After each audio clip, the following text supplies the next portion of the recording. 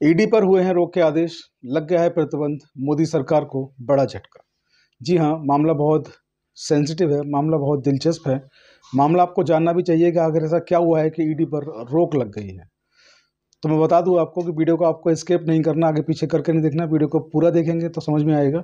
क्योंकि जो खबर है, जो सूचना है बहुत ज़रूरी है, और ये जो कड़ी है वो तमाम कड़ियों को जोड़ती है, इसलिए आपको देखना बेहद ज़रूरी है।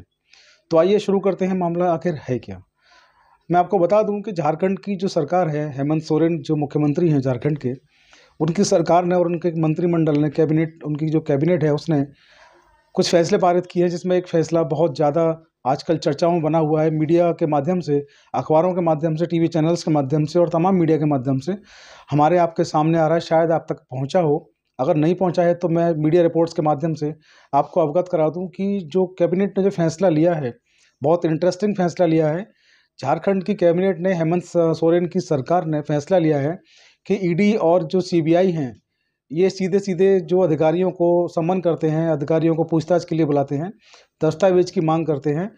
अगर ऐसा वो करते हैं तो जो झारखंड राज्य के जो भी अधिकारी हैं, वो सीधे कोई भी समन जो ईडी का होगा, सीबीआई का होगा, उस पर नहीं जाएंगे और कोई भी दस्तावेज जो है वो ईडी को या सीबीआई को मुहैया नहीं कराएंगे। सरकार का जो फैसला है वो सीधे सीधे जो बाहरी एजेंसी हैं उनको लेकर है कि बाहरी एजेंसियों के समन पर सीधे हाजिर नहीं होंगे और बाहरी एजेंसियों के समन पर कोई भी दस्तावेज मांगे जाने पर प्रस्तुत नहीं करेंगे। यहाँ आपको समझना होगा कि बाहरी एजेंसीज जो हैं वो कौन सी होती हैं। तो मैं आपको बता दूँ, बाहरी एजेंसीज जो होती हैं स्टेट के अलावा, राज्य के अलावा, वो केंद्र की होती हैं। जैसे केंद्र की सीबीआई होती है, केंद्र की ईडी होती है और इनकम टैक्स डिपार्टमेंट होता है, और भी तमाम डिपार्टमेंट्स जो होते हैं केंद्र सरकार के अधीन आने वाले, जिनका राज्य सरकार से कोई मतलब नहीं होता, जिनका संचालन जो होता है वो केंद्र के हाथ में होता है, केंद्र की सरकार के हाथ में होता है। राज्य की सरकार उनका संचालन भी नहीं करती है। ऐसी एजेंसीज को बाहरी एजेंसी बोला जाता है राज्य की दृष्टि से। और हेमंत सोरेन की सरकार ने स्पष्ट कर दिया है कि बाहरी एजेंसियों के समन पर और बाहरी एजेंसियों के मांगे जाने पर कोई भी दस्तावेज राज्य का कोई भी अधिकारी, कोई भी कर्मचारी मुहैया नहीं कराएगा, और बाहरी एजेंसी के किसी भी सम्मन पर कोई भी अधिकारी पूछताछ के लिए बुलावा आता है तो नहीं जाएगा। और अगर ऐसा होता है तो उस राज्य की जो एक प्रक्रिया है, इस सब के लिए जो एक प्रक्रिया बताई गई है, उस प्रक्रिया से गुजरना होगा। उस प्रक्रिया से गुजरने के बाद ही संबंधित अधिकारी, जिसको सम्मन मिला है ईडी का, जिसको सम्मन मिला है सीबीआई का, या जिसको सम्मन मिला है बाहरी किसी एजेंसी का, वो जो भी व्यक्ति, जो भी अधिकारी, जो भी कर्मचारी होगा झारखंड राज्य का, वो एक निर्धारित जो प्रक्रिया होगी उससे गुजरेगा, और उससे गुजरने के बाद ही पेश होगा सम्मन के बाद पूछताछ के लिए। और अगर दस्तावेज, डॉक्यूमेंट कुछ भी मांगे जाते हैं तो उस प्रक्रिया से गुजरने के बाद ही दस्तावेज को मुहैया कराएगा। तो सीधा सीधा ये मामला जो है बड़ा दिलचस्प है। ईडी जो कहेंगे कि एक ऐसे घोड़े पर सवार है जो किसी भी राज्य में पहुंच जाती है, इसके लिए कोई सीमा नहीं। वो एक ऐसा एक शस्त्र है जो कहीं भी जा सकता है और किसी पर भी प्रहार कर सकता है। ईडी पर झारखंड सरकार ने रोक लगा दी है। अभी ताज़ा मामला देखें तो पश्चिम बंगाल में ईडी के साथ जो कुछ हुआ, तो वो पहला मामला था कि ईडी के साथ इस तरीके की घटना हुई। हालांकि उस घटना की हमने निंदा की, ऐसी घटना नहीं होनी चाहिए।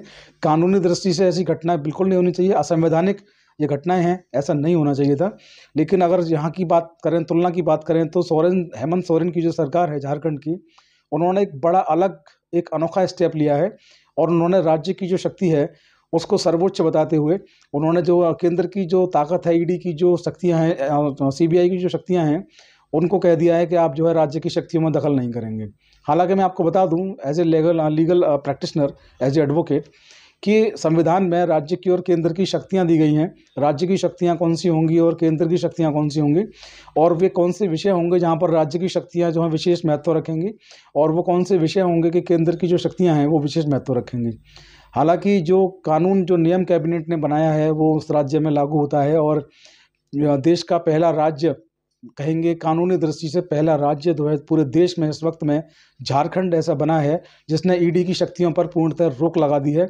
और अगर दूसरे राज्यों ने इसका अनुसरण करते हुए इस तरीके की अगर स्कीम कोई बनाई, इस तरीके के अनुसरण करते हुए वो चल पड़े इनके पीछे, इनको रोल मॉडल मानते हुए, तो यकीनन ईडी को तमाम जो अन्य प्रदेश हैं जहाँ विपक्षी दलों की सरकारें हैं, उनको, ईडी को और सीबीआई को, तमाम एजेंसीज को वहाँ पर दिक्कत आ सकती है।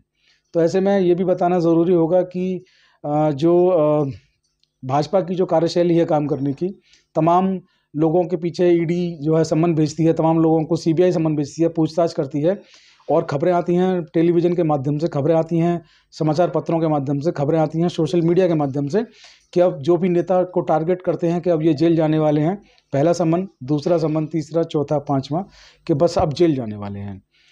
तो जो भी नेता होते हैं या तो वो जेल चले जाते हैं या फिर सीधा-सीधा, जैसा कि सबको पता है कि वो भाजपा में आ जाते हैं, और भाजपा में आने के बाद भाजपा की जो वॉशिंग मशीन है उसमें धुलने के बाद वो स्वच्छ नेता हो जाते हैं और वो देशभक्त नेता हो जाते हैं। सब लोगों को पता है, बताना कोई नई बात नहीं समझता हूँ मैं।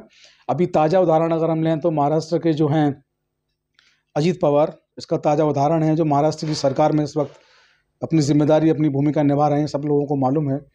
अगर तमाम और बड़े नेताओं की बात करें तो ऐसा कोई भी प्रदेश नहीं, ऐसी कोई भी बड़ी पार्टी नहीं जिसके नेता भाजपा में ना आए हों, उनका विलय इधर ना हुआ हो और वो दागी से स्वच्छ ना हुए हों। खैर, ये राजनीतिक बातें हैं, राजनीतिक चीज़ें हैं, वो चलती रहती हैं।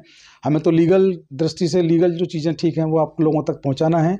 तो फिलहाल झारखंड राज्य में ईडी पर रोक लगा दी गई है, ईडी की कार्यशैली पर रोक लगा दी गई है। झारखंड सरकार का जो कानून है अब ये है कि कोई भी किसी भी अधिकारी को अगर ED, CBI, income tax department या कोई भी केंद्रीय एजेंसी अगर समन करेगी तो उसको पहले राज्य को सूचित करना होगा। एक प्रक्रिया बनाई गई है, उस प्रक्रिया से गुजरने के बाद ही वो समन पर पूछताछ के लिए हाजिर होंगे। और ऐसे ही कोई अगर डॉक्यूमेंट कोई एजेंसी मांगती है तो डॉक्यूमेंट देने की भी प्रक्रिया है, राज्य को सूचित करेंगे, प्रक्रिया से गुजरेंगे और गुजरने के बाद में उनको आदेश मिलता है कि आप कागज़ को, डॉक्यूमेंट को मुहैया करा सकते हैं, उसके बाद ही मुहैया करा पाएंगे। तो मामला बेहद इंटरेस्टिंग है, आप लोग बने रहें। जो भी आगे नई अपडेट होगी उससे आपको अवगत कराएंगे, अपडेट कराएंगे। आज की वीडियो में बस इतना ही। आप लोग बने रहें चौधरी लीगल एसोसिएट्स के साथ और हमारे दोनों यूट्यूब चैनल को सब्सक्राइब करना ना भूलें, चौधरी लीगल एसोसिएट और ऑफिशियल प्रतीक चौधरी।